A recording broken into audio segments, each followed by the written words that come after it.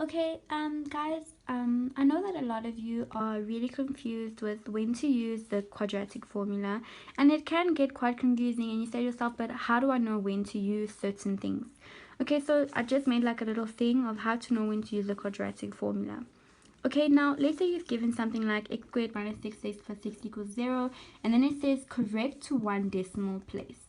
Now usually, because we've got x to the power of 2, we know that there's going to be 2x answers, and therefore we know that we'd have to factorize in order to get the 2x answers. But when we factorize, don't we get whole numbers? We'll get like x plus 2 or x minus 3, so we'll get whole numbers. But when it says correct one decimal place, isn't decimal place, it's not a whole number, it's like 0 point something or 1 point something. So that way we can't factorize the way we usually do. So when it says correct to one decimal place, I want you guys to just remember that this correct to one decimal place is hint hint to use the quadratic formula. Okay, so that's one of the things to know when to use the quadratic formula, correct to one decimal place.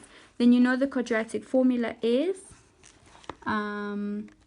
x equals minus b plus minus b squared minus 4ac over 2a. So then you plug in your values.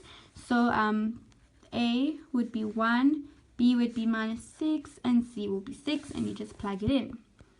Okay, so another way they're not always going to say correct to one decimal place is you're going to try factorizing and you're not going to be able to.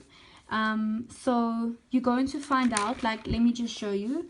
So this factorizing will be x times x, and we'll say 6 times 1. That is not going to give, okay, sorry, wait. 6 times 1 will give you 6, but there's no way that 6 plus 1 or 6 minus 1 will give you minus 6.